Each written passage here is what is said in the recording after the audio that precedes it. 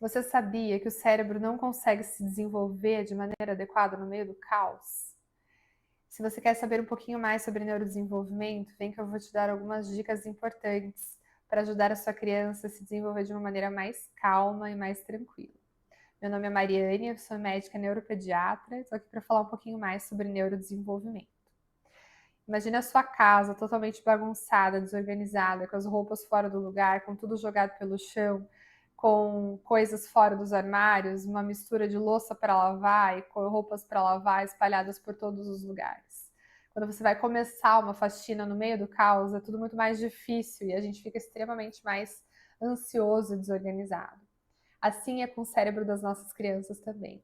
O cérebro deles está em constante desenvolvimento e eles têm uma turbulência de informações que eles estão captando do entorno ao mesmo tempo. E a gente precisa dar para a criança um pouco mais de organização no seu ambiente para que ela possa se desenvolver de maneira adequada. E a gente vai falar de 3 formas de organização que a gente precisa dar para as nossas crianças. A primeira delas é a organização do ambiente físico. Sim, isso é importante também. Então, ambientes muito desorganizados, muito poluídos, com muitas informações, com muitos brinquedos disponíveis, com muita coisa fora do lugar, torna mais difícil essa criança de aprender a brincar e desenvolver essas habilidades de começar e terminar uma brincadeira. Então, se você tem uma criança, principalmente pequena, você pode perceber que quanto mais brinquedos disponíveis, menos ela brinca. Quanto menos coisas e mais clean for esse ambiente, mais fácil é dela pegar um brinquedo, brincar com aquilo, guardar e começar a brincar com outro na sequência. A mesma coisa nas crianças em idade escolar. Quanto mais coisa em cima da mesa, estojos, mais difícil é dela se concentrar na atividade que ela tem para fazer. Então, um ambiente limpo e organizado ajuda a sua criança a se concentrar melhor. A segunda organização que a gente tem que ter é uma organização sensorial. Se você conhece como funciona a parte sensorial do seu filho, como ele reage a determinados estímulos, você vai ver que quando existe uma sobrecarga sensorial, a criança pode se desorganizar bastante. E o que isso quer dizer? A criança percebe o mundo através de estímulos sensoriais, a visão, a audição, o cheiro, o paladar, o toque, as sensações, o movimento. E isso faz com que ela receba tudo o que está acontecendo no entorno dela. Se a gente dá muitos estímulos sensoriais para uma criança, muitas vezes ela se desorganiza e não consegue se concentrar ou brincar de maneira adequada porque existe muito estímulo. Você já deve ter percebido também, né? Leva uma criança numa festinha infantil cheia de bagunça, música, luzes, barulho, estímulos sensoriais dos brinquedos, elas ficam todas alucinadas, né? Eventualmente, não tem problema. Mas todos os dias, toda essa sobrecarga sensorial desorganiza o cérebro das nossas crianças. Então, procure brincar com seus filhos dando estímulos sensoriais de maneira organizada. Então, forneça estímulos sensoriais táteis, música, barulho, mas não com tudo ao mesmo tempo. Evite deixar a sua criança brincando com a TV ligada, com vários estímulos que ela está assistindo coisas, com mais gente falando, com coisas em volta sensoriais para ela ficar mexendo. Então, tudo isso às vezes desorganiza a sua criança. Procure entender como ela reage a cada um desses estímulos para ver aquilo que sobrecarrega ela demais ou aquilo que deixa ela mais tranquila. E use as coisas que deixam a sua criança mais tranquila para que ela possa se acalmar nos momentos em que ela estiver mais agitada.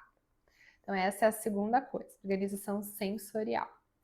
E por último, que a gente tem que pensar que as nossas crianças também têm que se organizar, é numa regulação e numa organização das suas emoções. A criança sente um turbilhão de emoções e principalmente a criança que é muito sensível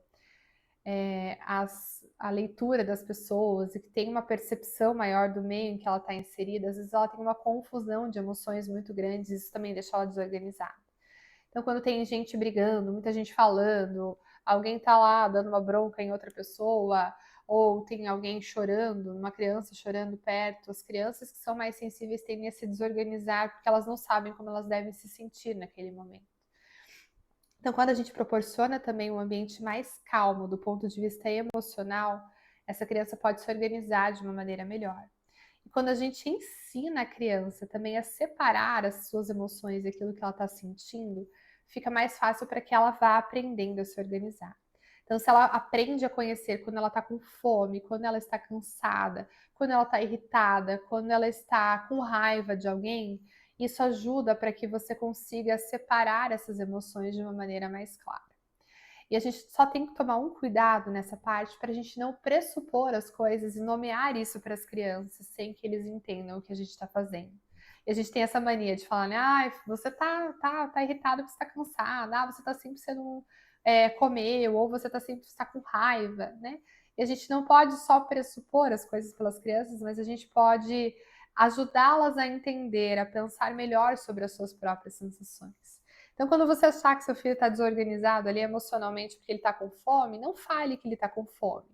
Mas pergunte, ó, vamos pensar um pouquinho, será que você está com fome? Veja na sua barriguinha e consulta se você está sentindo fome. Será que se a gente comer alguma coisa você vai se sentir melhor? Ou então, para criança, né, um pouquinho maior, você pode perguntar, você acha que você está cansado? Vamos deitar um pouquinho, relaxar, assistir um desenho calmo para ver se você fica um pouco melhor e se você sente menos irritação, né, e menos se acalma e para de chorar, por exemplo. Então, você pode sugerir para que ela vá tendo essa autopercepção, porque isso é mais importante do que só a gente ficar nomeando esses sentimentos. Então, ensine seu filho a categorizar as suas emoções. Para quem conhece, tem um livro bem legal chamado Monstro das Cores. É um livro famoso que fala sobre sentimentos. E uma das partes do livro, ele categoriza essas emoções. Então, ensinar a criança a separar, tentar separar pelo menos aquilo que ela está sentindo, ajuda também para que ela se desenvolva de uma maneira mais calma e tranquila. Essas foram dicas de como organizar o cérebrozinho das nossas crianças para que eles não cresçam no caos e que eles mesmos aprendam a acalmar o seu ambiente, tanto sensorial, quanto físico, quanto emocional. Sejam sempre bem-vindos. Espero que essas informações tenham te ajudado. Esse é um espaço para falar sobre neurodesenvolvimento e se você quer saber um pouco mais, venha conhecer também os cursos disponíveis da Neurotrilhar. Tem um curso maravilhoso chamado Fantástico Mundo do Neurodesenvolvimento que já está no ar e ele fala muito conteúdo sobre neurodesenvolvimento de crianças de 0 a 2 anos de idade. Se você quer aprender a estimular o seu filho, vem que são mais de 4 horas e meia de conteúdo gravado para que você possa fazer tudo que está ao seu alcance na estimulação da sua criança. Sejam sempre bem-vindos.